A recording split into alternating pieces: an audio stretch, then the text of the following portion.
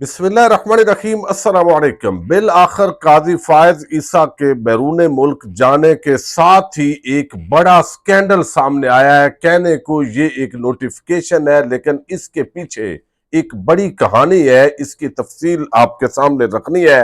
नवाज शरीफ अब मुकम्मल तौर पर फंस चुके हैं। एक तरफ ताकतवर हल्के हैं और दूसरी तरफ अवाम है। दरमियान के अंदर वो क्या खेल खेल रहे हैं। इरफान सदीकी ने एक इंटरव्यू दिया और उस इंटरव्यू के अंदर उन्होंने किस तरह नवाज शरीफ को कवर करने की कोशिश की है, ये चीजें भी आपके सामने रखनी है।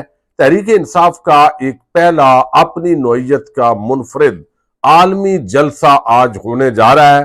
कुछ घंटे बाकी हैं। इसके अंदर कैसे शिरकत होगी, क्या तरीकाकार होगा, इस पर भी बात करेंगे। उम्मीद है आप समाप्त करेंगे और अपने कीमती फीडबैक से जरूर आगाह करेंगे। आपने देखा कि गुज़श्ता रोज 16 दिसंबर पाकिस्तान की तारीख के हवाले से इंतहाई आम दिन था। एक तो जिस तरह सानिया APS हुआ, पाकिस्तानी कौम आज तक सोगवार है जिस तरह दहशत गर्दों ने ये वार किया, और उसके बाद नेशनल सिक्योरिटी प्लान बना। उस प्लान पर अमल दरामद कितना हुआ कि अब वही जमातें जिनको कलदम जमातें कहते हैं वो आम शख्सियात से मिल रही होती हैं जिन्होंने पाकिस्तान को तबाही के दहाने पे पहुंचाया। वो जो असासा हैं उनकी ज़हर हिफाजत आज भी की जा रही है, और दूसरी तरफ जो है वो सकूते ढाका हुआ। और ये दिन पाकिस्तानी कभी भी नहीं भूल सकते कि पाकिस्तान कायदी आजम का पाकिस्तान दो लख्त हुआ। लेकिन उस वक्त जो हमारे फौजी जर्नैलों का किरदार था, फौजी हुकूमत थी, और उन्होंने जिस तरीके से ये सारा कुछ किया और एक अक्सरियती जमात को जिस तरह कुचला, आज जब हम मौजूदा हालात को देखते हैं तो ये हालात भी सियासी तौर पर उसी नौइयत के हैं। हमारे ताकतवर हल्कों की जो सियासी अप्रोच है वो आज भी लगता है 1971 वाली है। अब इसके अंदर ये एक बशारत राजा साहब सहाफी हैं, उन्होंने थोड़ा सा ये कंटेंट दिया है, उससे रेलेवेंट और ये मौजूदा हालात से भी बड़ी मुमासरत रखता है कि उस वक्त ये जो सानिया मशरकी पाकिस्तान हुआ, वो लिखते हैं कि ब्रिगेडियर जो है वो ZA खान अपनी किताब द वे आउट वाज में रकमतराज है कि उन्हें शेख मुजीब की गिरफ्तारी का हुक्म मेजर जनरल राव फरमान की जानब से मिला था।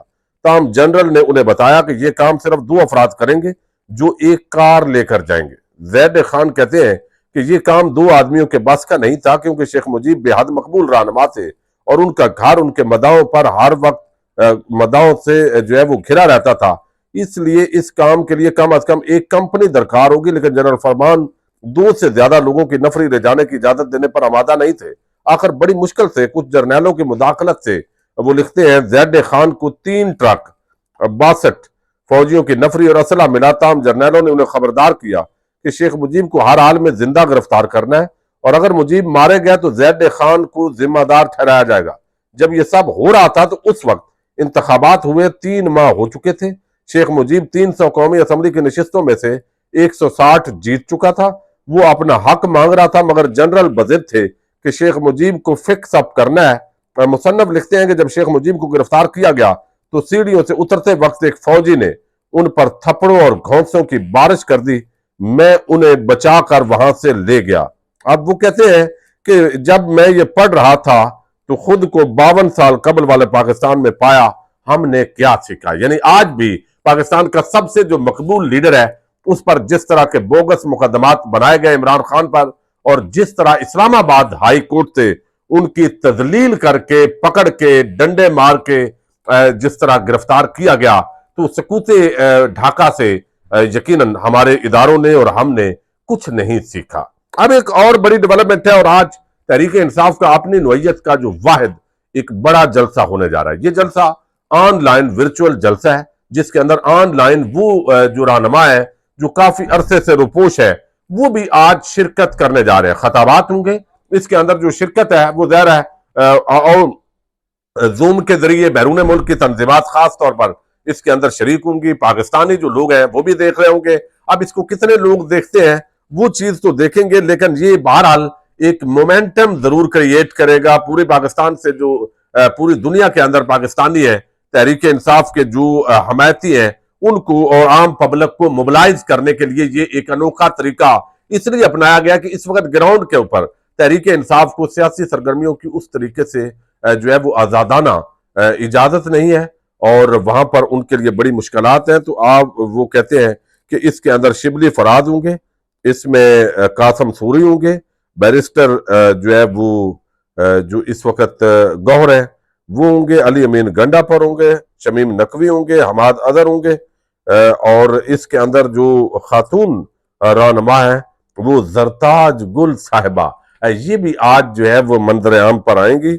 और इसके अंदर फिर तैमूर है, और इनके साथ बाकायदा हाफिज फरद और बहुत सारे पीटीआई के रोपोश रहनुमा जो इस वक्त से पहले जो है वो सामने नहीं आए, अब वो इस जलसे के जरिए सामने आएंगे, आवाम से मुखातब होंगे, और तहरीक इंसाफ का जो इस वक्त अगली जो हिकमत अमली होगी उस हवाले से जो तफसीलात हैं वो सामने रखी जाएंगी। अब दूसरी तरफ जो है वो इस वक्त नवाज शरीफ के लिए बड़ी मुश्किल सूरत हाल है।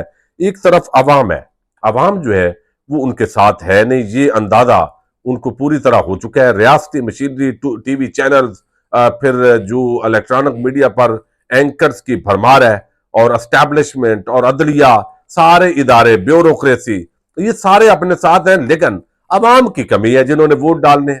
अब किस तरह धांधला करना है, अगरचे प्री पोल रिगन का आगाज हो चुका है। जब एक जमात को आप आउट करें, उसके लोगों को गिरफ्तार करें, नाजायज मुकदमात बनाएं, और दूसरी को जबरदस्ती मुसल्लत करें, और उसके लिए कोई प्रोटोकॉल हो, उसके लिए पटवारी तहसीलदार से लेकर पुलिस फोर्स तक तमाम ड्यूटियां दे रही हो, और टेंट और तंबू कनाते भी सीधे कर रहे हूं, गाड़ियां इस तरह के सामने आए, तो ज़ाहिर है वो फैसिलिटेशन करने के बावजूद भी आगे कुआं पीछे खाई, यानी आगे अवाम नहीं है और पीछे जो है वो बयानिया भी कोई नहीं है। अब इस सूरत हाल के अंदर एक इंटरव्यू दिया इरफान सिद्दीकी। इरफान सिद्दीकी जो है वो माइंड है नवाज शरीफ का। वैसे कहने को तो ये सहाफी रहे हैं, लेकिन ज़ाहिर है नवाज शरीफ की जो एतजाज हसन साहब कहते हैं कि हर इदारे के अंदर शरीफ डॉक्ट्राइन वो जरूर आजमाते हैं, उसके अंदर ब्यूरोक्रेट है, उनको कैसे नवाजना है और अपने मफादात के लिए इस्तेमाल करना है, जजेस को कैसे नवाजना है, रिटायरमेंट के बाद भी नौकरियां देनी है, और फिर जो जर्नैल है उनको किस तरह नवाजना है, ये शरीफ डॉक्ट्राइन है जो हमेशा वो करते थे। अब इसके अंदर जो है वो इरफान सिद्दीकी ने कहा कि नवाज शरीफ ने हमेशा इदारों के साथ टकराव से गुरेज किया। भाई इदारों से टकराव से गुरेज किया तो ये टकराव कैसे हुआ? उन्होंने कहा नवाज शरीफ ने मादी में डील की होती तो जला वतन ना होते। नहीं भाई, डील करके ही तो बैरून मुल्क गए थे। ये ऑफर तो आज इमरान खान के लिए भी होगी, लेकिन ये लाजमी बात है कि वो डट के खड़े नहीं हुए। दोनों मरतबा डील करके भागे, कैद नहीं काट सके। हालांकि कैद भी उनकी ऐसी थी जैसे घर के अंदर जो है दामाद की खातर मदारत होती है, पूरी रियासत की मशीनरी उनकी नौकरी पर लगी हुई थी, लेकिन मियाँ साहब ने बाहर जाना मुनासिब समझा।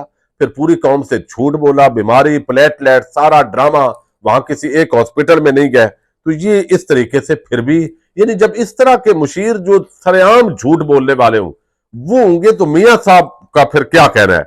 अब वो कहते हैं कि बानी पीटीआई आज जिस सूरत हाल से पूछा रहे हैं वो खुद उनके पैदा कर दे। बानी पीटीआई के खिलाफ हमने कुछ नहीं किया। भाई आपने तो कुछ नहीं किया, आप तो बेनिफिशरी हैं। साबिक आर्मी चीफ जनरल कमर जवेद बाजवा को तौसीफ बानी पीटीआई ने दी, तो आपने भाई वोट क्यों दिया नवाज शरीफ ने, नून लीग ने? और वो उस दिन तो नाश्ता भी असेंबली के अंदर ही किया। अब वो भी जनरल रहील शरीफ तोसी चाहते थे, नवाज शरीफ को पैगाम पहुंचाया पनामा जानू और मैं जानू, लेकिन तोसी दे दे, उन्होंने तोसी देने से इनकार कर दिया। ये बात बहरहाल हो सकती है। वोट को इज्जत दो का उन्होंने कहा ये मेरा जो है वो नारा था और हम आज भी इस पर कायम है, आप कायम नहीं है। तो ये इस तरह के सहाफत में घुसे हुए झूठे मुशीर वो नवाज शरीफ के इर्द गिर्द होते हैं और फिर बयानियां बनते हैं, बिगड़ते हैं और लेटते हैं, गिरेबान पकड़ते हैं, पांव पड़ते हैं, बूट पॉलिश करते हैं। ये सारी चीजें इस वक्त चूंकि नवाज शरीफ के पास कोई बयानिया नहीं है, कहने को कुछ नहीं है, सिर्फ सरकार है, सिर्फ पाकिस्तान के इदारे हैं, जो ब्यूरोक्रेसी हो या एस्टैब्लिशमेंट वो जबरदस्ती अवाम पर इस टोले को मुसल्लत कर रही है, जिसकी वजह से अवाम के अंदर ज्यादा अग्रेशन है। और बलूचिस्तान जैसे जो सूबा है जहां पर तहरीक इंसाफ का कोई खास वोट बैंक या बड़ी हमायत नहीं थी, अब वहां भी जो लोग हैं वो इस जो मज़ामत की सियासत है उसके लिए खड़े हो गए हैं। अब दूसरी तरफ एक और बड़ी आज हैरत हुई और वो एक नोटिफिकेशन है। ये नोटिफिकेशन सामने आया, कहने को तो ये नोटिफिकेशन है लेकिन ये एक बहुत बड़ा स्कैंडल है। चूंकि काजी साहब ने जिस तरह یعنی آپ نواز شریف اور ان کی فیملی کی ڈرامے بازیاں دیکھیں گے اور قاضی صاحب کا کنڈکٹ دیکھیں گے تو آپ کو ایسے لگے گا کہ جیسے کہیں ان کی ٹریننگ ایک ہی جگہ سے کہیں ہوئی ہے۔ یعنی نواز شریف اور ان کے خاندان پر ایون فیلڈ اپارٹمنٹس کا الزام لگا کہ منی لانڈرنگ کر کے کسی طریقے سے پیسہ باہر لے جایا گیا، یہ لوٹ مار کا پیسہ تھا، اس سے یہ بے نامی جائیدادیں بنائی گئی اور وہاں پہ یہ ہوتے ہیں، لیکن وہ سارا ملبہ بیٹوں پر ڈال دیا۔ اور لیکن دوسری طرف قاضی صاحب ہیں، ان کی اہلیہ پر الزام لگا اور اس وقت انہوں نے بھی جو ہے وہ قاضی صاحب نے کہا جی وہ تو انڈیپینڈنٹ ہے۔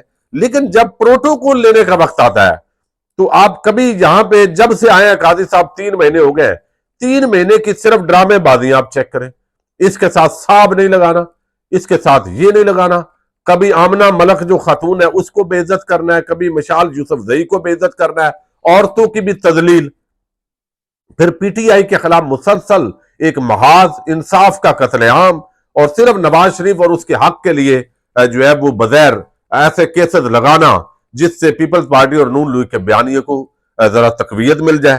لیکن یہاں پر یہ ایک نوٹیفکیشن 4 دن بعد، یعنی دیکھیں جج تو پہلے بھی تھے، بڑی تنقید ہوتی تھی کہ یہ جج ایسے ہیں، یہ عمر عطا بدیال ہیں، یہ ثاقب نثار ہیں، یہ کھوسا ہیں، بڑی تنقید ہوتی تھی، لیکن ان کے دور میں یہ کام نہیں ہوا۔ لیکن اب کیا ہوا ہے، اب قاضی صاحب بنے چیف جسٹس، 4 دن کے بعد نوٹیفکیشن جاری ہوتا ہے اور یہ اب قاضی صاحب بیرون ملک گئے ہیں تو یہ نوٹیفکیشن پبلک ہوا ہے، جس کے اندر بتایا گیا ہے کہ جو سپریم کورٹ آف پاکستان کے جو ججز ہیں وہ اور ان کی بیگمات وہ جب بیرون ملک جائیں تو ان کا جو جامع تلاشی ہوتی ہے وہ نہیں ہوگی، یہ اسپیشل ان کے لیے پریولیج ہے، یہ ان کا پروٹوکول ہے، چونکہ وہ جج کی بیگمات ہیں۔ کل کو جب انہی ججز کی جائیدادوں کے سوال اٹھ رہے تھے یا اٹھیں گے تو یہ کہیں گے کہ بیوی علیحدہ ہے، ہم علیحدہ ہیں، وہ خود مختار ہے۔ لیکن جب ریاستی پیسوں پہ پروٹوکول لینا ہو، اور خاص طور پر ایک ایسی خاتون جو شاید اس نے نہ جرم کیا ہو، یہ میں نہیں کہتا، نہ الزام لگانا ہے، لیکن عدالت کے اندر معاملہ آیا کہ ان کی بیرون ملک جو ہے وہ فلیٹس ہیں اور وہ فلیٹ مبینہ طور پر اس کی منی ٹریل وہ نہیں دے سکی، اور نہیں دے سکی تو اب منی لانڈرنگ اور طرح طرح کے الزامات لگ سکتے ہیں۔ تو ایک ایسی خاتون جس پر یہ الزامات جو ہے وہ لگ سکتے ہیں بیگمات پر، تو ان کو تلاشی بھی وہ نہ دے اور آگے چلی جائیں تو یہ سوالات تو بہت اٹھیں گے۔ بظاہر کہنے کو یہ ایک چھوٹا سا معاملہ ہے، لیکن یہ قاضی فائز عیسیٰ کا بہت بڑا سکینڈل ہے جو اس وقت سامنے آیا ہے کہ ایک طرف وہ اتنا نیک پارساک بننے کی ایکٹنگ کرتا ہے کہ وہ کہتا ہے اس کے ساتھ صاحب نہیں لگانا، وکلاء کو بے عزت کرتا ہے، مخالفین کو بے عزت کرتا ہے، لیکن یہاں پر جو ہے وہ اس نے پروٹوکول دیا ہے۔